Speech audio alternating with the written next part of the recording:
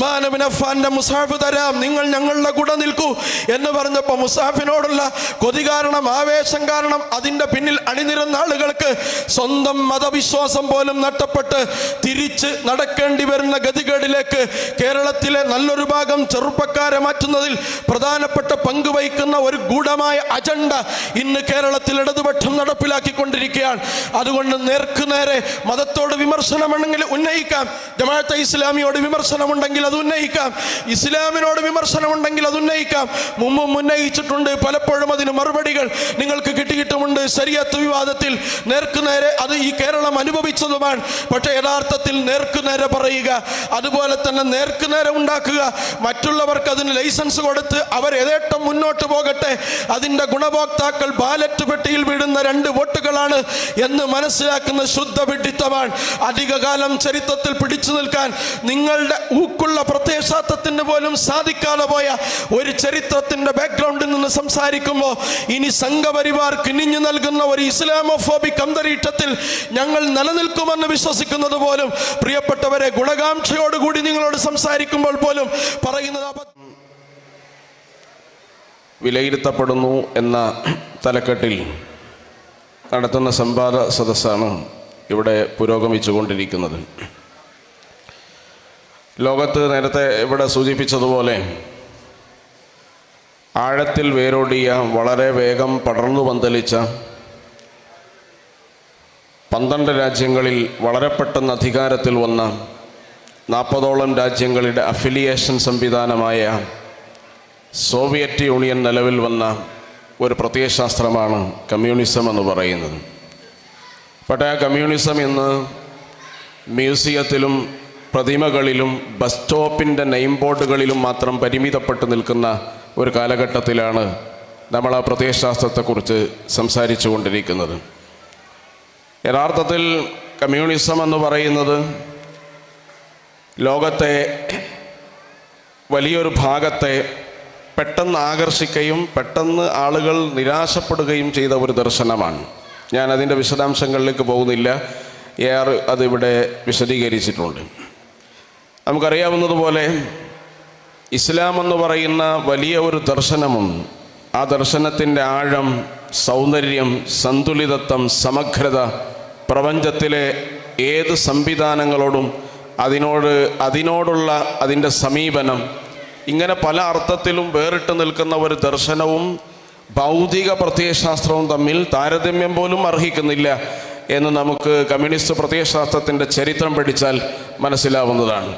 യഥാർത്ഥത്തിൽ ജനാധിപത്യ വിരുദ്ധ പ്രവൃത്തി കമ്മ്യൂണിസ്റ്റ് പ്രസ്ഥാനത്തിൻ്റെ പ്രത്യയശാസ്ത്രപരമായ ഒരു രീതിയാണ്. ആ രീതി കമ്മ്യൂണിസ്റ്റ് പ്രസ്ഥാനം രൂപീകരിച്ചത് മുതൽ തന്നെ നമുക്ക് കാണാൻ കഴിയുന്നതാണ്. നമുക്കറിയാം, ഇന്ത്യയിൽ 1920 തഷ്കൻഡിൽ വെച്ച് MN റോയിയാണ് യഥാർത്ഥത്തിൽ ഇന്ത്യൻ കമ്മ്യൂണിസ്റ്റ് പാർട്ടിയുടെ രൂപീകരണം നടത്തുന്നത്. നേരത്തെ അദ്ദേഹം അനുശീലൻ സമിതി എന്ന് പറയുന്ന ഒരു ബ്രാഹ്മൺ സംരക്ഷണ സമിതിയുടെ പ്രധാനപ്പെട്ട സംഘാടകനായിരുന്നു. അദ്ദേഹത്തെ സഖാവ് ലെനിൻ തന്നെയാണ് ഈ സോവിയറ്റ് യൂണിയൻ്റെ എക്സ്റ്റൻഷൻ, വിശദാംശങ്ങൾ, അത് വികസനം നടത്തുവാൻ വേണ്ടി മുസ്ലിം രാജ്യങ്ങളുടെ അതിനെ സോവിയറ്റ് യൂണിയനിലേക്ക് കൂട്ടിച്ചേർക്കാനുള്ള ദൗത്യം അദ്ദേഹത്തെ ഏൽപ്പിക്കുന്നത്.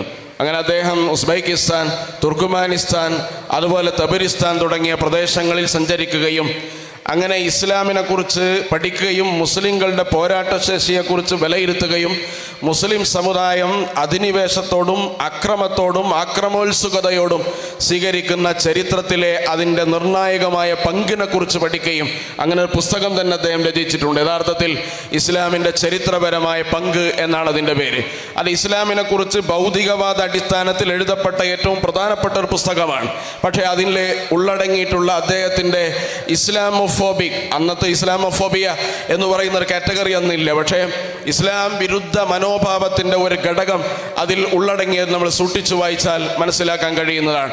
എങ്ങനെയാണ് സോവിയറ്റ് യൂണിയനിലേക്ക് മുസ്ലിം രാജ്യങ്ങളെ ചേർക്കുകയും മുസ്ലിം രാജ്യങ്ങളുടെ പോരാട്ടശേഷി സോവിയറ്റ് യൂണിയൻ്റെ വികസനത്തിന് ഉപയോഗപ്പെടുത്തുകയും ചെയ്യുക എന്ന വളരെ കുശാഗ്രബുദ്ധിയുടെ ഒരു സൃഷ്ടി കൂടിയാണ് ആ പുസ്തകമെന്ന് പറയുന്നത്.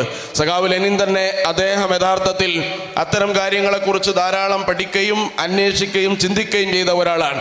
അതുകൊണ്ടാണല്ലോ 1917 ബോൾഷെവിക് റവല്യൂഷന്റെ മുന്നോടിയായി സഖാവ് ലെനിൻ പറയുന്നത്, നിങ്ങൾക്ക് മുസ്ലിം സമൂഹത്തോട് പറയുന്നത്, ഉസ്മാൻ ബിൻ അഫ്ഫാൻ റളിയല്ലാഹു അൻഹു പാരായണം ചെയ്തിരുന്ന, അദ്ദേഹം രക്തസാക്ഷിയാവുമ്പോൾ പാരായണം ചെയ്തിരുന്ന രക്തം പുരണ്ട മുസ്ഹഫ് നിങ്ങൾക്ക് വീണ്ടെടുക്കാം, അതിനുവേണ്ടി ഞങ്ങളുടെ കൂടെ നിൽക്കുക എന്നാണ് ലെനിൻ യഥാർത്ഥത്തിൽ അന്ന് അവിടുത്തെ മുസ്ലിം സഹോദരന്മാരോട് പറഞ്ഞത്. അങ്ങനെ അതിൽ ആവേശഭരിതരായി അന്നത്തെ പല പണ്ഡിതന്മാരും ബോൾഷെവിക് റവല്യൂഷൻ അനുകൂലമായ ഫത്വ കൊടുത്ത കാലഘട്ടം നമുക്കറിയാവുന്നതാണ്. ആ ബോൾഷെവിക് റവല്യൂഷൻ അനുകൂലമായ ഫത്വ കൊടുക്കുകയും അതിൽ അണിചേരുകയും ചെയ്തു. ചില ആളുകൾ അതിനോട് അത് ഒരു അടവ് നയമാണ്, അതിൽ നിങ്ങൾ വീണുപോകരുത് എന്ന ആളുകൾ ഉണർത്തുകയും ചെയ്ത ചരിത്രം നമുക്കറിയാവുന്നതാണ്. അവിടെ 1918 ഇതേ സഖാവ് ലെനിൻ തന്നെയാണ് പറയുന്നത്, മുസ്ലിം രാജ്യങ്ങളെ ബലപ്രയോഗത്തിലൂടെ സോവിയറ്റ് യൂണിയനിലേക്ക് ചേർക്കണമെന്നാണ്. അനേകം മനുഷ്യരുടെ കബന്ധങ്ങൾ അതിൻ്റെ മീതെയാണ് ബോൾഷെവിക് റവല്യൂഷന്റെ അടിത്തറ പാകിയത് എന്ന് ചരിത്രം പരിശോധിച്ചാൽ നമുക്ക് കാണാൻ കഴിയുന്നതാണ്. അപ്പൊ ലെനിൻ യഥാർത്ഥത്തിൽ ഇവിടെ ഇതുപോലെ 1917 സഖാവ് ലെനിൻ അത്തരമൊരു സമ്മേളനം നടത്തിയതിന് ശേഷം കഴിഞ്ഞ വർഷങ്ങളിലാണ് യഥാർത്ഥത്തിൽ ഇടതുപക്ഷം പ്രതിപക്ഷത്തായിരിക്കുമ്പോൾ അതേപോലെ ഒരു സമ്മേളനം നടത്തിയത് നമുക്ക് ഓർമ്മ വരുന്നത് കണ്ണൂരിലെ പോലീസ് ഗ്രൗണ്ടിൽ വെച്ചാണ്. അന്ന് സഖാവ് പിണറായി വിജയൻ യഥാർത്ഥത്തിൽ പാർട്ടിയുടെ അമരത്തിരിക്കുന്ന ഒരു സന്ദർഭത്തിൽ പോലീസ് ഗ്രൗണ്ടിൽ നടത്തിയൊരു സമ്മേളനമുണ്ട്. നിസ്കാരക്കുപ്പായം വിതരണം ചെയ്യുകയും നിസ്കാരപ്പായ വിരിക്കുകയും നിങ്ങൾക്ക് ആവശ്യമുള്ളത് ഞങ്ങൾ ഭരണത്തിൽ വന്ന് തരാമെന്ന 1917 ബോൾഷെവിക് റവല്യൂഷന്റെ മുന്നോടിയായി സഖാവ് ലെനിൻ പറഞ്ഞ അതേ വാചകം യഥാർത്ഥത്തിൽ ഈ ഭരണം അധികാരത്തിൽ വരുന്നതിൻ്റെ ആദ്യത്തെ അധികാരത്തിൽ വരുന്നതിന് മുമ്പ് അദ്ദേഹം പ്രഖ്യാപിച്ച് നമുക്ക് കാണാൻ കഴിയുന്നതാണ്. ഇന്ന് സഖാവ് ലെനിൻ അന്നത്തെ മുസ്ലിം രാജ്യങ്ങളോട് എന്ത് സമീപനമാണോ പുലർത്തിയത്, അതേ സമീപനമാണ് മുസ്ലിം സംഘടനകളുടെ വിഷയത്തിൽ ഇന്ന് പിണറായി വിജയന്റെ സർക്കാരും സ്വീകരിക്കുന്നത് എന്ന് നമുക്ക് ആ ഒരു താരതമ്യം നടത്തി നോക്കിയാൽ വളരെ പെട്ടെന്ന് ബോധ്യമാവുന്നതാണ്. യഥാർത്ഥത്തിൽ പല വിമർശനങ്ങൾ കമ്മ്യൂണിസ്റ്റ് പാർട്ടിയുമായി ബന്ധപ്പെട്ട് ഈ രാജ്യത്ത് തന്നെ ഉടലെടുത്തിട്ടുണ്ട്. മഹാത്മാഗാന്ധി അതിനെ വിമർശിച്ചിട്ടുണ്ട്, ജവഹർലാൽ നെഹ്റു കമ്മ്യൂണിസത്തെ വിമർശിച്ചിട്ടുണ്ട്, ഡോക്ടർ BR അംബേദ്കർ വളരെ ശക്തമായ രീതിയിൽ കമ്മ്യൂണിസ്റ്റ് പാർട്ടിയെ വിമർശിച്ചിട്ടുണ്ട് എന്ന് നമുക്കറിയാവുന്നതാണ്. കമ്മ്യൂണിസ്റ്റ് പാർട്ടി നിലവിൽ വന്ന സന്ദർഭത്തിൽ 6 എക്സിക്യൂട്ടീവ് മെമ്പർമാരാണ് ഉണ്ടായിരുന്നത്. 2 ആളുകൾ എന്ന് പറയുന്നത് നേരത്തെ സൂചിപ്പിച്ച MN റോയിയും അബാനി മുഖർജിയും, 2 ആളുകൾ അവരുടെ ഭാര്യമാരുമായിരുന്നു എന്ന് നമുക്കറിയാവുന്നതാണ്. അവിടെ നിന്ന് തുടങ്ങി നേരത്തെ MN റോയി രൂപീകരിച്ച അനുശീലൻ സമിതി യഥാർത്ഥത്തിൽ ഇതിനെക്കുറിച്ച് പഠനം നടത്തുകയും യഥാർത്ഥത്തിൽ ഇന്ത്യ രാജ്യത്ത് കമ്മ്യൂണിസ്റ്റ് പ്രസ്ഥാനം വളരാതിരിക്കുന്നതിൻ്റെ കാരണങ്ങളെ കമ്മ്യൂണിസ്റ്റ് സൈദ്ധാന്തികൻ ഡോക്ടർ മുസഫ് അഹമ്മദ് അദ്ദേഹത്തിൻ്റെ കമ്മ്യൂണിസ്റ്റ് ചരിത്രവുമായി എഴുതപ്പെട്ട പുസ്തകത്തിൽ പറയുന്നത്, യഥാർത്ഥത്തിൽ MN റോയി ജാതി അടിസ്ഥാനത്തിൽ ഈ രാജ്യത്തെ ജനങ്ങളെ സംഘടിപ്പിക്കുന്നതിന് പകരം ഡീക്ലാസിംഗ് ചെയ്തു വന്നതാണ്.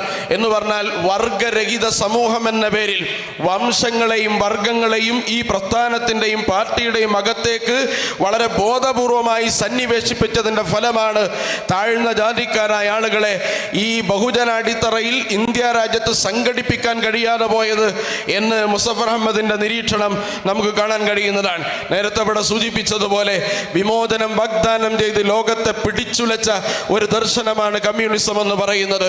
സ്വാതന്ത്ര്യത്തെക്കുറിച്ചും വിമോചനത്തെക്കുറിച്ചും വളരെ ഘോരമായി സംസാരിച്ച ഒരാദർശമാണ് കമ്മ്യൂണിസം എന്ന് പറയുന്നത്. പക്ഷേ യഥാർത്ഥത്തിൽ എന്ത് വിമോചനമാണ്, എന്തിൽ നിന്നുള്ള വിമോചനമാണ്, ആർക്കാണ് കമ്മ്യൂണിസം വിമോചനം നൽകിയത് എന്ന് കമ്മ്യൂണിസത്തിന്റെ തന്നെ അതുപോലെ സോഷ്യലിസത്തിന്റെ തന്നെ ചരിത്രം പരിശോധിച്ചാൽ നമുക്ക് ബോധ്യമാവുന്നതാണ്. യഥാർത്ഥത്തിൽ പെരിസ്ട്രോയിക്കയിൽ ഗോർബച്ചേവ് പറയുന്ന കാര്യമുണ്ട്, ജനാധിപത്യത്തെക്കുറിച്ച് കമ്മ്യൂണിസ്റ്റ് പ്രത്യയശാസ്ത്രം സ്വീകരിച്ച നിലപാടിനെ അദ്ദേഹം അതിൽ വിമർശന വിധേയമാക്കുന്നുണ്ട്. ജനാധിപത്യത്തിന്റെ വഴിയെ ഞങ്ങൾ നടക്കാൻ ശീലിക്കുകയാണ് എന്നാണ് അദ്ദേഹം പറയുന്നത്. ജനാധിപത്യത്തെ ഞങ്ങളുടെ രാജ്യത്തുണ്ടായ തകർച്ച എന്ന് പറയുന്നത് ഏകരൂപത്തിലുള്ളൊരു പുനഃസംഘാടന സിസ്റ്റം ഉണ്ടാക്കി എന്നതാണ്. ഒരൊറ്റ പാർട്ടി, ഒരൊറ്റ ആധിപത്യം, സമഗ്രാധിപത്യ പ്രവണതകൾ മാത്രം പുലർത്താൻ പറ്റുന്ന ഒരു ദർശനമായി മാറി എന്നതുകൊണ്ട് ഒരു വികസനവും ലോകത്തിന് നൽകാൻ ഞങ്ങൾക്ക് സാധിച്ചില്ല. അതുകൊണ്ട് ജനാധിപത്യപരമായ സംഘാടനത്തിലേക്ക് ഞങ്ങൾ മാറാൻ പോവുകയാണ് എന്ന് പറയുമ്പോഴേക്കും സോവിയറ്റ് യൂണിയന്റെ അവസ്ഥ എവിടെ എത്തിയിരുന്നുവെന്ന് ചരിത്രം പരിശോധിച്ചാൽ നമുക്ക് ബോധ്യപ്പെടുന്ന കാര്യമാണ്. നേരത്തെ ഞാൻ സൂചിപ്പിച്ചതുപോലെ സോവിയറ്റ് യൂണിയൻ എന്ന് പറയുന്ന വലിയ ആഴത്തിൽ സമൂഹത്തെ സ്വാധീനിക്കാൻ ലോകത്തെ തന്നെ കടാകടിയിൽ വെല്ലുവിളിച്ചു നിന്നിരുന്ന ഒരു കാലഘട്ടത്തിൽ നിന്ന് വളരെ എളുപ്പം എന്തുകൊണ്ട് തകർന്നുവെന്ന് ചോദിച്ചാൽ നേരത്തെ സൂചിപ്പിച്ചതുപോലെ ഭൗതിക പ്രത്യയശാസ്ത്രമാണ് കമ്മ്യൂണിസം എന്ന് പറയുന്നത്. മതത്തോടും ആത്മീയതയോടും യുദ്ധം ചെയ്ത പ്രത്യയശാസ്ത്രമാണ് കമ്മ്യൂണിസം എന്ന് പറയുന്നത്. ദ റിലീജിയൻ എന്ന് പറയുന്ന സഖാവ് ലെനിന്റെ പുസ്തകമുണ്ട്. റിലീജിയനോടുള്ള മതത്തോടുള്ള കാഴ്ചപ്പാടാണ്. ആ കാഴ്ചപ്പാടിൽ അദ്ദേഹം പറയുന്നത് യഥാർത്ഥത്തിൽ മതദ്രോഹിയാവുക, മതവിദ്വേഷിയാവുക എന്നത് കമ്മ്യൂണിസത്തിന്റെ ഏറ്റവും അടിസ്ഥാനമാണ് എന്നാണ് പറയുന്നത്. സർവ്വ മതങ്ങളോടും വിരുദ്ധമാകുക കമ്മ്യൂണിസ്റ്റ് ലെനിനിസ്റ്റ് രീതിയാണെന്ന് അദ്ദേഹത്തിന്റെ തന്നെ രചനകളിൽ നമുക്ക് കാണാൻ കഴിയാണ്. എം.എൻ. റോയ് തന്നെ പറയുന്നത് മതത്തെ വലിച്ചെറിയുക, എന്നാൽ മാത്രമാണ് ലോകത്തേക്ക് പടർന്നു കയറാൻ നമുക്ക് സാധ്യമാവുകയുള്ളൂ എന്നാണ്. നിരീശ്വരത്വം കമ്മ്യൂണിസത്തിന്റെ അവിഭാജ്യ ഘടകമാണ് സഖാവ് ലെനിൻ ആ പുസ്തകത്തിൽ രേഖപ്പെടുത്തുകയാണ്. അതുപോലെ തന്നെ നമുക്കറിയാം അച്യുതമേനോൻ കേരളത്തിന്റെ മുഖ്യമന്ത്രിയായിരുന്ന ഇടതുപക്ഷ സഹയാത്രികനായിരുന്ന ഇടതുപക്ഷക്കാരനായിരുന്ന അദ്ദേഹം തന്നെ പറയുന്നത് മതം എങ്ങനെ കമ്മ്യൂണിസ്റ്റ് രാജ്യങ്ങളിൽ ഇല്ലായ്മ ചെയ്യണമെന്നതിനെ കുറിച്ച് വളരെ ബോധപൂർവമായ ചില അജണ്ടകൾ ഞങ്ങൾ പഠിക്കുകയും അത് ഫലപ്രദമായ രീതിയിൽ കമ്മ്യൂണിസ്റ്റ് രാജ്യങ്ങളിൽ നടപ്പിലാക്കുകയും ചെയ്തു എന്നതാണ്. നിങ്ങൾ 4 കാര്യങ്ങൾ ഞങ്ങൾ അതിനു വേണ്ടി സ്വീകരിച്ചുവെന്നാണ് അദ്ദേഹം പറയുന്ന കാര്യങ്ങളിൽ. ഒന്ന്, മതം രാജ്യത്തിന് ഒരിക്കലും പരിപാലിക്കാൻ പാടില്ല എന്ന സിദ്ധാന്തമാണ്. മതത്തിന്റെ നന്മകളോ മതത്തിന്റെ ഗുണങ്ങളോ മതത്തിന്റെ പോരാട്ട ശക്തിയോ മതത്തിന്റെ വിമോചന ശക്തിയോ രാജ്യത്തിനൊരിക്കലും രാജ്യത്ത് നിലനിർത്താൻ പാടില്ല എന്ന ഒരാശയം ഒന്നാമതായി പ്രചരിപ്പിക്കുക എന്നതാണ്.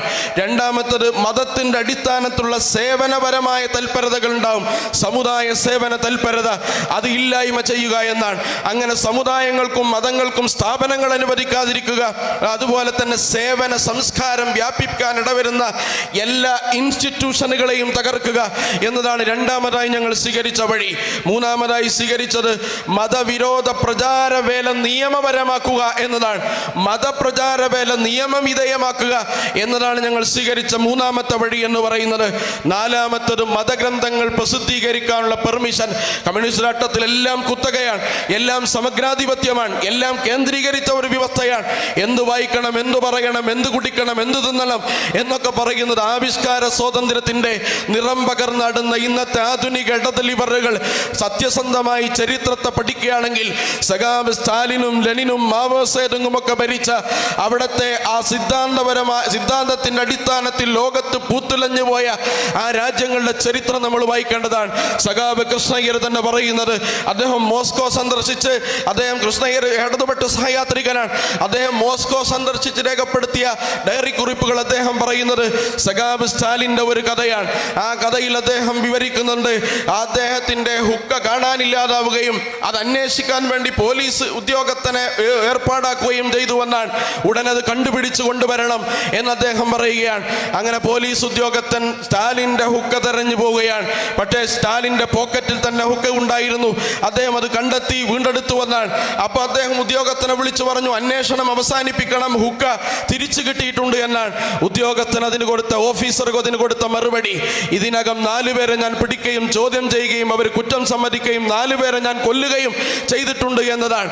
അതുകൊണ്ട് ഇതാണ് യഥാർത്ഥത്തിൽ സോവിയറ്റ് യൂണിയന്റെ ജനാധിപത്യം എന്ന് പറയുന്നത്. ഈ ജനാധിപത്യ സംസ്കാരത്തെ നിങ്ങൾ ആലോചിച്ചു നോക്കൂ. ഏറ്റവും കുറഞ്ഞ കണക്കനുസരിച്ച് 9.5 കോടി മനുഷ്യരുടെ കബന്ധങ്ങൾക്ക് മീതെയാണ് കമ്മ്യൂണിസ്റ്റ് പ്രത്യയശാസ്ത്രം വിമോചനം ഉറപ്പുവരുത്തിയത് എന്ന് നമ്മൾ മനസ്സിലാക്കേണ്ടതാണ്. എന്നിട്ടും വിമോചനം ഉണ്ടായോ? ഇല്ല എന്നാണ് നമ്മൾ മനസ്സിലാക്കേണ്ടത്. അനേകം മനുഷ്യർ ഞങ്ങൾക്ക് ലക്ഷ്യം മാത്രമാണ് പരിശുദ്ധം, മാർഗം പരിശുദ്ധമല്ല എന്നാണ് അവർ പറയുന്നത്. ഏത് വിധേനയും വിപ്ലവം സാധ്യമാക്കുക എന്നാണ്. എന്നിട്ട് ആരുടെ വിപ്ലവമാണ് സാധിച്ചത്? സഖാവ് ഗോർബച്ചേവ് തന്നെ പറയുന്നത്, ഞങ്ങളുടെ റേഷൻ കടയിൽ നീണ്ട ക്യൂ പ്രത്യക്ഷപ്പെട്ടു. ഒരു നേരത്തെ അരിക്ക് വേണ്ടി സോവിയറ്റ് യൂണിയനിലെ പല പ്രദേശങ്ങളിലെയും റേഷൻ ഷാപ്പുകൾക്ക് മുന്നിൽ നീണ്ട ക്യൂ പ്രത്യക്ഷപ്പെട്ടു എന്നാണ്. ക്യൂ നിന്നും എടുത്ത ചെറുപ്പക്കാർ സഖാവ് ഗോർബച്ചേവിനെ വെടിവെച്ചു കൊന്നിട്ട് ഞങ്ങൾ ഈ വരിയിലേക്ക് തിരിച്ചു വരൂ എന്ന് പ്രതിജ്ഞയെടുത്ത് സഖാവ് ഗോർബച്ചേവിന്റെ വീട്ടിലേക്ക് പോയി എന്നാണ്. അവിടെ എത്തി നോക്കുമ്പോൾ ഗോർബച്ചേവിന്റെ വീട്ടിൽ ഈ റേഷൻ കടയേക്കാൾ വലിയ ക്യൂ അദ്ദേഹത്തെ വെടിവെച്ച് കൊല്ലാനുണ്ടായിരുന്നു എന്നാണ് ചരിത്രം പറയുന്നത്. ഇത്രത്തോളം പട്ടിണിയുള്ള രാജ്യത്തെയാണ് മധുരമനോഹര സോവിയറ്റ് യൂണിയൻ എന്ന് പറയുന്നത്. എല്ലാ ഡോറുകളും തുറന്നു വെച്ചു. ഞങ്ങളുടെ നാട്ടിൽ കള്ളന്മാരുണ്ടായിരുന്നില്ല, സ്വത്ത് മുഴുവൻ രാജ്യത്തിനാണ് എന്നാണ് ഇതിനെക്കുറിച്ച് പറയുന്നത്. പറയുന്നത് യഥാർത്ഥത്തിൽ വീട്ടിലൊന്നും കക്കാനുണ്ടായിരുന്നില്ല എന്നാണ്.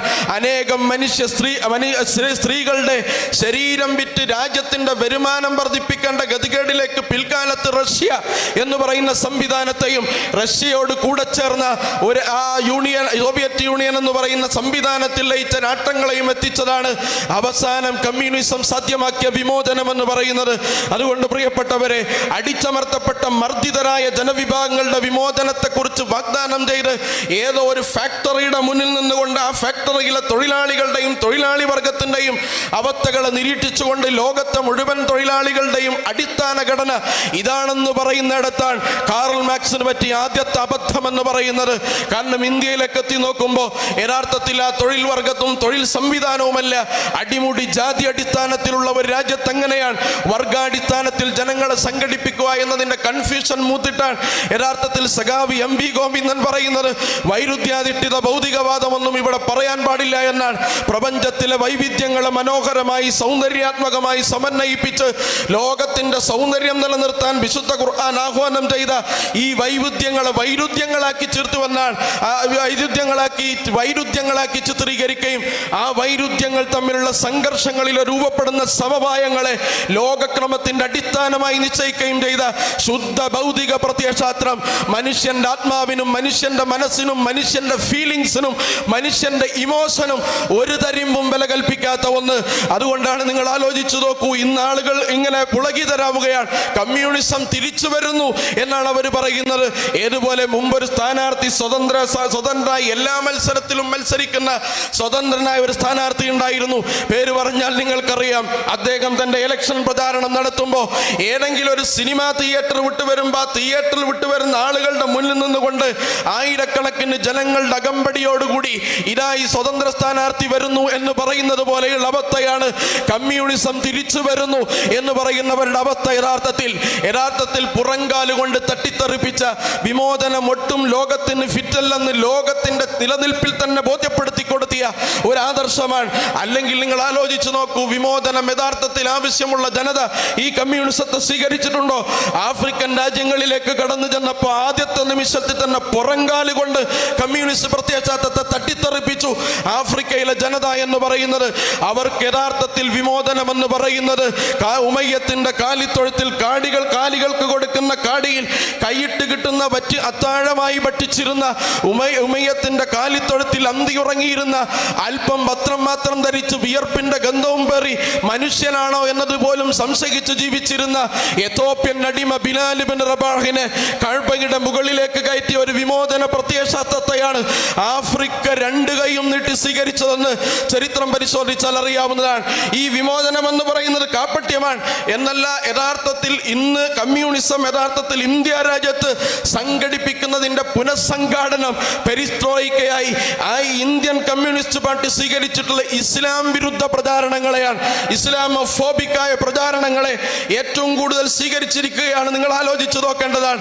മുസ്ലിം സമൂഹത്തിന് ആവശ്യമുള്ളത് എന്താണോ അത് ചെയ്തു കൊടുക്കാമെന്ന് പറഞ്ഞ് അവസാനം മുസ്ലിം രാജ്യങ്ങളിലേക്ക് നരനായാട്ട് നടത്തിയ മഹാനായ ഉസ്മാൻ ഇബ്നു അഫ്ഫാന്റെ മുസ്ഹഫ് നമുക്കറിയാം. അതിന്റെ ചരിത്രം നിങ്ങൾ പരിശോധിച്ചു നോക്കൂ.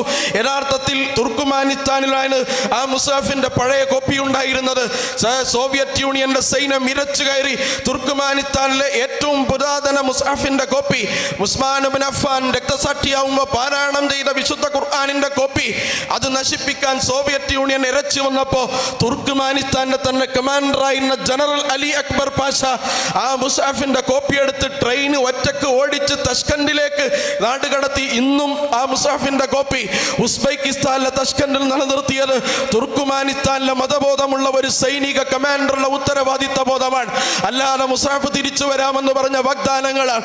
ആരെങ്കിലും നിങ്ങൾക്ക് മുസ്ഹഫ് കിട്ടും, ഖുർആനിന്റെ കോപ്പി തിരിച്ചു തരാമെന്ന് പറഞ്ഞ് ഇതിൽ മെമ്പർഷിപ്പും അംഗങ്ങളും എടുത്തിട്ടുണ്ടെങ്കിൽ നിങ്ങൾക്ക് നിങ്ങളുടെ കയ്യിലുള്ള ഖുർആനും നിങ്ങളുടെ കയ്യിലുള്ള വിശ്വാസം അവരുടെ പാർട്ടി ഓഫീസിൽ പണയം വെക്കേണ്ട കാലം അതിവിദൂരമല്ല എന്ന് തെളിയിക്കുന്നതാണ് ബോൾഷെവിക് റവല്യൂഷന്റെ ചരിത്രം എന്ന് പറയുന്നത്. അതുകൊണ്ട് നമ്മൾ ആലോചിച്ചു നോക്കേണ്ട, ഇന്ത്യയിൽ ഇന്ത്യയിലെ സംഘപരിവാർ, ഈ സംഘപരിവാറിനെ എതിർക്കുന്നതിൽ നേരത്തെ സൂചിപ്പിച്ചതുപോലെ ഇടതുപക്ഷത്തിന് നിർണായകമായ പങ്കുണ്ട്. പക്ഷേ ഇന്ന് സംഘപരിവാറിനോട് മത്സരിച്ചു കൊണ്ടിരിക്കുകയാണ്. കേരളത്തിലെ വിവാദങ്ങൾ എടുത്തു നോക്കൂ നിങ്ങൾ. യഥാർത്ഥത്തിൽ ഓരോ വിവാദങ്ങളും നിങ്ങൾ എടുത്ത് പരിശോധിച്ച് നോക്കിയാൽ അബ്ദുൽ നാസർ മഅ്ദനിയുടെ തടവറയുമായി ബന്ധപ്പെട്ട വിവാദങ്ങൾ, അതുപോലെ തന്നെ ഭീമാപ്പള്ളി വെടിവെപ്പുമായി ബന്ധപ്പെട്ട വിവാദങ്ങൾ, അതുപോലെ പച്ച ബ്ലൗസും പച്ച ബോട്ടും സംബന്ധിച്ച വിവാദങ്ങൾ, അതുപോലെ തന്നെ നമുക്കറിയാം മുസ്ലിം മതസംഘടനകളുടെ പുസ്തകശാലകൾ റെയ്ഡ് നടത്തുകയും അവരുടെ ലൈബ്രറികളിൽ നിന്ന് പുസ്തകം കണ്ടെത്തി വിവാദവും ഭീതിയും ഉൽപ്പാദിപ്പിച്ച സംഭവങ്ങൾ, അതുപോലെ ഫൈസൽ കൊടിഞ്ഞിയും റിയാസ് മൗലവിയുടെയും രക്തസാക്ഷിത്വത്തിൽ ഇടതുപക്ഷ സർക്കാർ സ്വീകരിച്ച സമീപനങ്ങൾ, അതുപോലെ തന്നെ ലവ് ജിഹാദ് മുതൽ മാർക്ക് ജിഹാദ് മുതൽ നാർക്കോട്ടിക് ജിഹാദ് മുതൽ തുടങ്ങിയ എല്ലാ ജിഹാദിന്റെ പദാവലികളെയും അത്യന്തം വഷളായ സാമുദായിക ധ്രുവീകരണത്തിന് വേണ്ടി ഉപയോഗിച്ചു കൊണ്ടിരിക്കുമ്പോൾ ആ സാമുദായിക ധ്രുവീകരണത്തെ രണ്ട് കൈയും കെട്ടിച്ച് ചേർത്ത് പിടിച്ച് തടുക്കേണ്ടവർ യഥാർത്ഥത്തിൽ ആ പ്രസ്താവനകൾ നടത്തിയ ആളുകളുടെ അരമനയിൽ പോയി അദ്ദേഹം മഹാപണ്ഡിതനാണ് എന്ന് പറയുന്നിടത്തേക്ക് എത്തിയ ഗതികേടിലാണ് കേരളത്തിൽ ഇടതുപക്ഷം നിൽക്കുന്നതെന്ന് നമ്മൾ മനസ്സിലാക്കേണ്ടതാണ്. ഇപ്പോൾ ഹലാൽ ഫുഡുമായി നടക്കുന്ന വിവാദങ്ങൾ നിങ്ങൾ എടുത്ത് പരിശോധിച്ചു നോക്കൂ. ഭരണകൂടം ഗ്യാലറിയിലാണ്, കാഴ്ചക്കാരാണ്. അതുപോലെ സമുദായ ധ്രുവീകരണം നടത്തുന്ന ആളുകൾക്കെതിരെ ശക്തമായ നടപടിയെടുക്കേണ്ട ഭരണകൂടം ഇതുവരെ അതിനെതിരെ സംസാരിച്ചിട്ടില്ല. വളരെ ഖേദകരമാണ്, സങ്കടകരമാണ്. 2-3 സമൂഹങ്ങൾ ഇങ്ങനെ മനസ്സുകൾ തമ്മിൽ അകന്നുകൊണ്ടിരിക്കുകയാണ്. അനുദിനം നമുക്ക് കൂട്ടിച്ചേർക്കാൻ പറ്റാത്ത വിധത്തിൽ അകറ്റുന്ന വിവാദങ്ങൾ അത്യന്തം വഷളായ രീതിയിൽ കേരളത്തിൽ നടക്കുമ്പോൾ ഗ്യാലറിയിൽ നിന്ന് ഈ ധ്രുവീകരണത്തിന്റെ റിസൾട്ട് തങ്ങൾക്ക് കിട്ടണമെന്ന് മോഹത്തുകൊണ്ട് നടക്കുന്ന ആളുകൾ ഒന്ന് മനസ്സിലാക്കുന്നതാണ്. യഥാർത്ഥത്തിൽ ത്രിപുരയും ബംഗാളും നമ്മുടെ മുന്നിൽ സാക്ഷിയാണ്. ത്രിപുരയിൽ പാർട്ടിയുടെ ആധിപത്യം നഷ്ടപ്പെട്ട് ആ പാർട്ടി ഓഫീസിൽ യഥാർത്ഥത്തിൽ ചെങ്കൊടി മാറ്റി താമരക്കൊടി വിരിയിക്കാൻ 24 മണിക്കൂറും തികച്ചു വേണ്ടില്ല എന്നത് ചരിത്രം നമുക്ക് നൽകുന്ന പാഠമാണ്. അതുകൊണ്ട് ഇതിന്റെ ഗുണപാഠമേൽക്കുന്നത് ഏത് വിവാദത്തിലൂടെയും സമുദായ ധ്രുവീകരണ വിവാദത്തിലൂടെയും ഇസ്ലാമോഫോബിയയുടെ പ്രചാരണത്തിലൂടെയും യഥാർത്ഥത്തിൽ ലഭ്യമാകുന്ന തങ്ങൾക്കാണ് നേട്ടമെന്ന് വിചാരിക്കുന്നത് സത്യസന്ധമായ രാഷ്ട്രീയ ചരിത്രം പഠിച്ചു നോക്കിയാൽ മൗഢ്യ വിചാരമാണ്, നമുക്കറിയാവുന്നതാണ്. അതുപോലെ ജനകീയ സമരങ്ങളുടെ മുൻപന്തിയിൽ മുമ്പ് ചെങ്കൊടികൾ കണ്ടിരുന്ന കാലമുണ്ടായിരുന്നു. അങ്ങനെ ആ ചെങ്കൊടികൾക്ക് ആവേശം പകർന്ന് പാട്ടുപാടി ആവേശഭരിതരാക്കിയ സഖാക്കളുടെ ചരിത്രം നമുക്ക് പറയാനുണ്ടായിരുന്നു. കേരളത്തിൽ സമീപകാലത്ത് നടന്ന ജനകീയ സമരങ്ങളുടെ ചരിത്രമെടുത്ത് നിങ്ങളൊന്ന് പരിധി നോക്കുക. ജനകീയ സമരങ്ങളെ ഒറ്റുകൊടുത്ത ഭാഗത്താണ് ഇടതുപക്ഷ പ്രസ്ഥാനങ്ങൾ നിലയുറപ്പിച്ചെന്ന് മാത്രമല്ല, ജനകീയ സമരങ്ങളിൽ പങ്കാളികളായവരെ തീവ്രവാദികളെന്നും ഭീകരവാദികളെന്നും മുദ്രകുത്തിയത് ജനകീയ സമരങ്ങളിലൂടെ ഈ പ്രസ്ഥാനത്തെ ഈ നാട്ടിൽ അടിത്തറയിട്ട് വളർത്തിക്കൊണ്ടുവന്ന ആളുകളാണ്. യഥാർത്ഥത്തിൽ ജനകീയ സമരങ്ങളെ ഒറ്റുകൊടുത്ത് നമുക്കറിയാവുന്നതാണ്. ഇന്ന് വർഗീയ ധ്രുവീകരണം നടത്തുന്ന ആളുകൾ, വിഷലിപ്തമായ പരമത വിദ്വേഷങ്ങൾ നിരന്തരം വിസർജിക്കുന്ന ആളുകൾ, ഇവരെയൊക്കെ പ്രൊട്ടക്ട് ചെയ്യുന്ന ഭാഗമായി കേരളത്തിലെ പോലീസ് സംവിധാനത്തെ പോലും മാറ്റിയെടുക്കുകയാണ്. യഥാർത്ഥത്തിൽ സംഘപരിവാറിന്റെ ഫേക്ക് ഐഡികൾക്ക് കാവൽ നിൽക്കുന്ന ഒരു ഫേക്ക് ഐഡിയയായി കമ്മ്യൂണിസം ഈ കേരളത്തിൽ മാറിയതിന്റെ ഏറ്റവും വലിയ ഉദാഹരണമാണ് നിങ്ങൾക്ക് ഈ സമീപകാലത്ത് കാണാൻ കഴിയുന്നത്. പ്രിയപ്പെട്ടവരെ, യഥാർത്ഥം നമ്മൾ പരിശോധിച്ചു നോക്കേണ്ടതാണ്.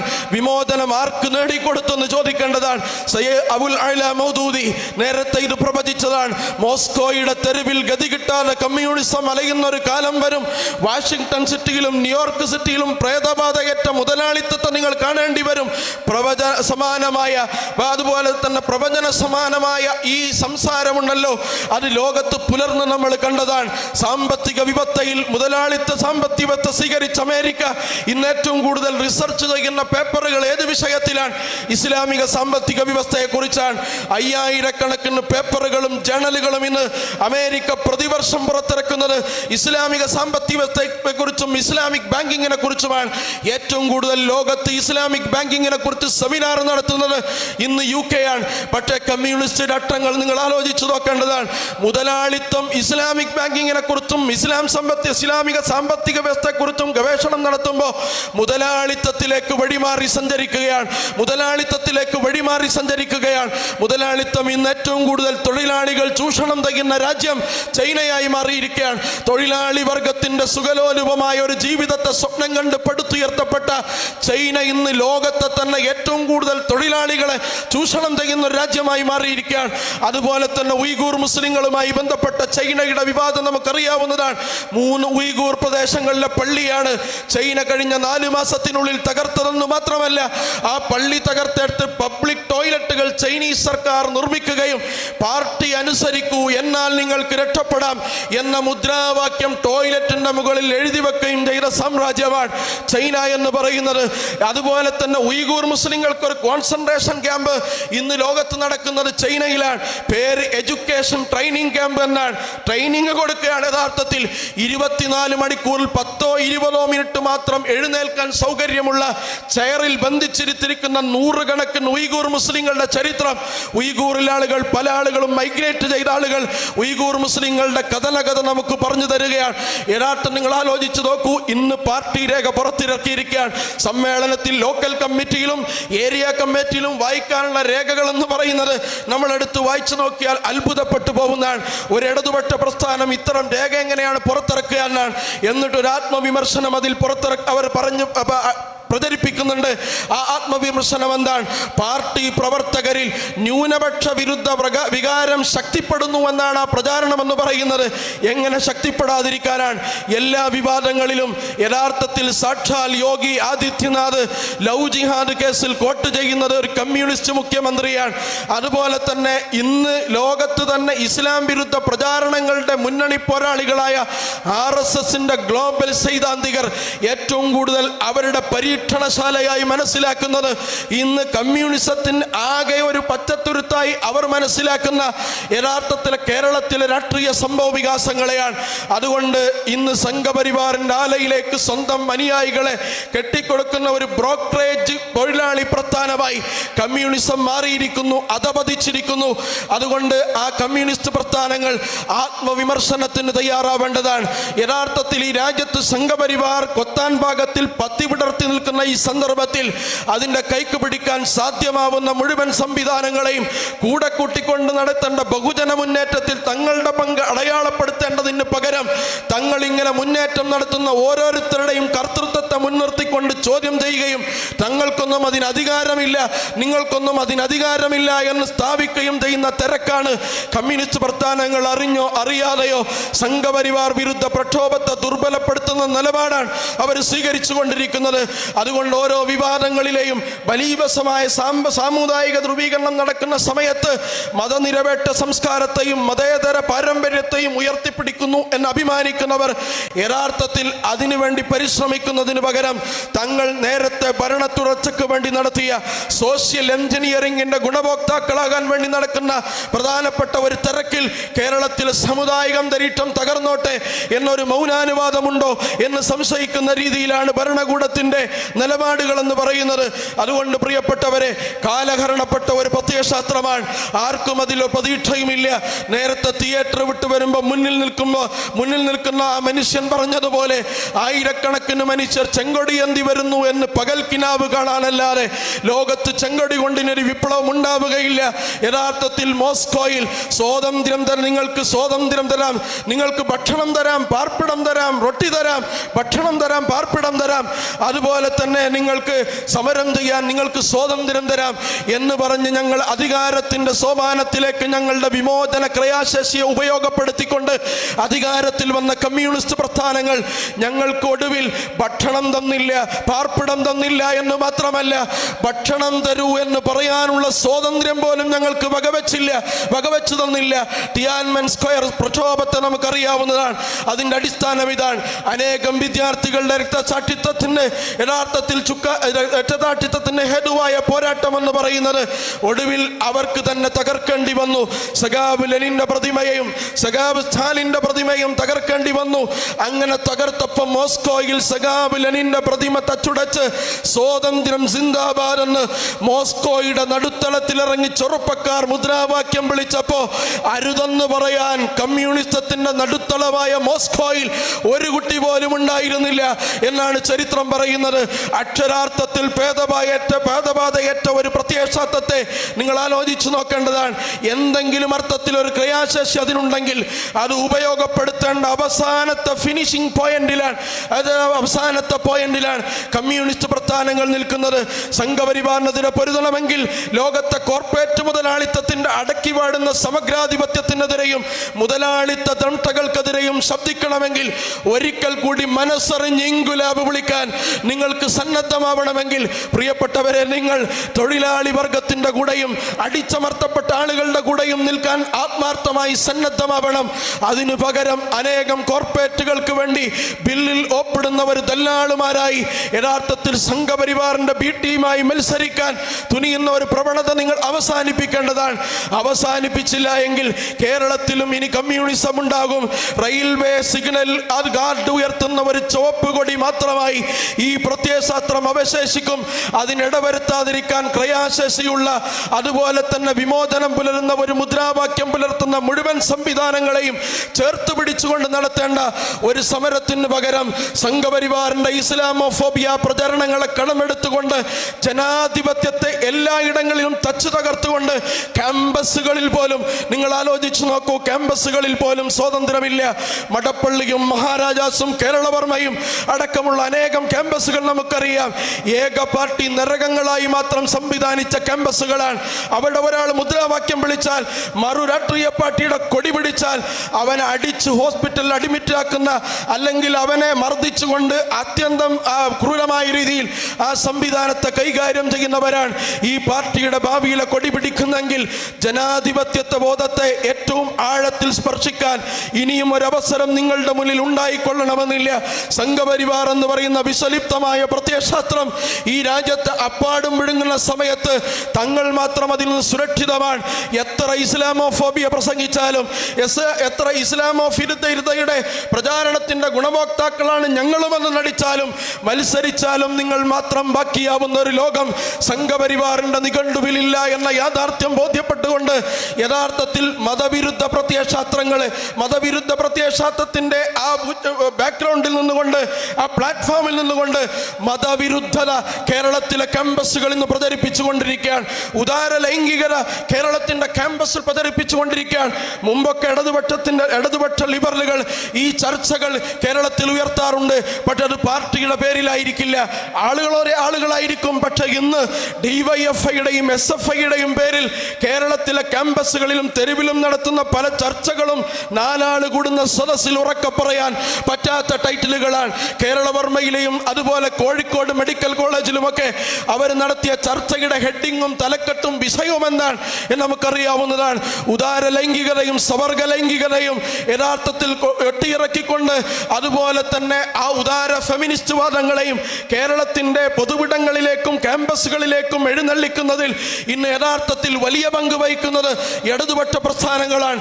ഇടതുപക്ഷം പോരാട്ടശേഷി ഒഴിവാക്കി അത് കീഴടങ്ങി അവസാനത്തെ അസ്ത്രവും താഴെ വെച്ച് പിൻവാങ്ങിയത് മാത്രമല്ല, ശുദ്ധ മുതലാളിത്തത്തിന്റെ പ്രചാരകരായി കേരളത്തിന്റെ ചെറുപ്പം വസിക്കുന്ന ക്യാമ്പസുകളിലേക്കും കടന്നു കയറുന്ന അവസ്ഥയാണ്. റെഗുലർ ക്യാമ്പസുകളിൽ പല ക്യാമ്പസുകളിലും മതനിഷേധവും മതവിരുദ്ധതയും അതുപോലെ തന്നെ ഇസ്ലാം വിരുദ്ധതയും മുസ്ലിം വിരുദ്ധതയും സമം ചേർത്തുകൊണ്ട് പ്രചരിപ്പിക്കുകയും ചെയ്യുന്നതിൽ ഇന്ന് കേരളത്തിലെ ക്യാമ്പസുകൾ മുൻപന്തിയിലാണ്. അതുകൊണ്ടാണ് നേരത്തെ ഇവിടെ സൂചിപ്പിച്ചതുപോലെ പല നാടുകളിലും ഇടതുപക്ഷത്തിന്റെ, നേരത്തെ പറഞ്ഞതുപോലെ ഉസ്മാൻ ഇബ്നു അഫ്ഫാന്റെ മുസാഫ് തരാം, നിങ്ങൾ ഞങ്ങളുടെ കൂടെ നിൽക്കൂ എന്ന് പറഞ്ഞപ്പോൾ മുസാഫിനോടുള്ള കൊതി കാരണം, ആവേശം കാരണം അതിന്റെ പിന്നിൽ അണിനിരന്ന ആളുകൾക്ക് സ്വന്തം മതവിശ്വാസം പോലും നഷ്ടപ്പെട്ട് തിരിച്ച് നടക്കേണ്ടി വരുന്ന ഗതികേടിലേക്ക് കേരളത്തിലെ നല്ലൊരു ഭാഗം ചെറുപ്പക്കാരെ മാറ്റുന്നതിൽ പ്രധാനപ്പെട്ട പങ്ക് വഹിക്കുന്ന ഒരു ഗൂഢമായ അജണ്ട ഇന്ന് കേരളത്തിൽ ഇടതുപക്ഷം നടപ്പിലാക്കിക്കൊണ്ടിരിക്കുകയാണ്. അതുകൊണ്ട് നേർക്കുനേരെ മതത്തോട് വിമർശനമുണ്ടെങ്കിൽ ഉന്നയിക്കാം, ജമാഅത്തെ ഇസ്ലാമിയോട് വിമർശനമുണ്ടെങ്കിൽ അത് ഉന്നയിക്കാം, ഇസ്ലാമിനോട് വിമർശനമുണ്ടെങ്കിൽ അത് ഉന്നയിക്കാം. മുമ്പും ഉന്നയിച്ചിട്ടുണ്ട്, പലപ്പോഴും അതിന് മറുപടികൾ നിങ്ങൾക്ക് കിട്ടിയിട്ടുമുണ്ട്. ശരീഅത്ത് വിവാദത്തിൽ നേർക്കുനേരെ അത് ഈ കേരളം അനുഭവിച്ചതുമാണ്. പക്ഷേ യഥാർത്ഥത്തിൽ നേർക്കുനേരെ പറയുക, അതുപോലെ തന്നെ നേർക്കുനേരെ ഉണ്ടാക്കുക, മറ്റുള്ളവർക്ക് അതിന് ലൈസൻസ് കൊടുത്ത് അവർ യഥേഷ്ടം മുന്നോട്ട് പോകട്ടെ, അതിൻ്റെ ഗുണഭോക്താക്കൾ ബാലറ്റ് പെട്ടിയിൽ വീടുന്ന 2 വോട്ടുകളാണ് എന്ന് മനസ്സിലാക്കുന്ന ശുദ്ധ വിഡ്ഢിത്തമാണ്. അധികകാലം ചരിത്രത്തിൽ പിടിച്ചു നിൽക്കാൻ നിങ്ങളുടെ ഊക്കുള്ള പ്രത്യയശാസ്ത്രത്തിന് പോലും സാധിക്കാതെ പോയ ഒരു ചരിത്രത്തിന്റെ ബാക്ക്ഗ്രൗണ്ടിൽ നിന്ന് സംസാരിക്കുമ്പോൾ ഇനി സംഘപരിവാർ കിനിഞ്ഞു നൽകുന്ന ഒരു ഇസ്ലാമോഫോബിക് അന്തരീക്ഷത്തിൽ ഞങ്ങൾ നിലനിൽക്കുമെന്ന് വിശ്വസിക്കുന്നത് പോലും പ്രിയപ്പെട്ടവരെ ഗുണകാംക്ഷയോടുകൂടി നിങ്ങളോട് സംസാരിക്കുമ്പോൾ പോലും പറയുന്നത് അബദ്ധമാണ്. അത് തിരുത്താൻ നിങ്ങൾ സന്നദ്ധരാവുക എന്നതാണ്. ഈ വിമോചന കാലഘട്ടത്തിൽ സംഘപരിവാറിൽ നിന്ന് രാജ്യത്തെയും സംഘപരിവാറിന്റെ വിഷലിപ്തമായ അജണ്ടകളിൽ നിന്ന് ഈ രാജ്യത്തിന്റെ വിദ്യാഭ്യാസ സാമ്പത്തിക ക്രമങ്ങളെയും മോചിപ്പിക്കാൻ ആവശ്യമായ നടപടിക്രമങ്ങൾ നിങ്ങൾക്ക് നിങ്ങളുടെ പങ്കുവഹിക്കാൻ ആർജവത്തോടുകൂടി മുന്നിൽ നിൽക്കേണ്ട സമയത്ത് പിന്നോട്ട് വലിയുന്നത് ചരിത്രപരമായി നിങ്ങൾ ചെയ്ത മണ്ടത്തരത്തെ വിഡിത്തത്തെ ചരിത്രത്തിന്റെ ഒരാവർത്തി പരതി നോക്കിയാൽ അനേകം ഗുണപാഠങ്ങൾ അതിൽ നിന്ന് കിട്ടുന്നതാണ്. അതുകൊണ്ട് വിമോചനം ഉൾക്കാവുള്ള ഒരു പ്രത്യയശാസ്ത്രത്തെ ലോകം സ്വീകരിച്ചിട്ടുണ്ട്, 2 കൈയും നീട്ടി സ്വീകരിച്ചിട്ടുണ്ട്. നമുക്കറിയാം പ്രവാചക തിരുമേനി പ്രബോധനം ചെയ്ത ഒരു ആദർശം, ആ ആദർശത്തിൽ അത്ഭുതപ്പെട്ടു പോയി വഹ്ശി ബിലാൽ എന്ന് പറയുന്ന മനുഷ്യൻ വഹ്ശിയോട് പറയുന്നുണ്ട്, ഞാൻ ഇന്ന് മക്കയിൽ ഒരു ശബ്ദം കേട്ടു, ഞാൻ അത്ഭുതപ്പെട്ടു പോയി, അമ്പരന്ന് പോയി. എന്താണ് ആ ശബ്ദം എന്ന് പറയുന്നത്?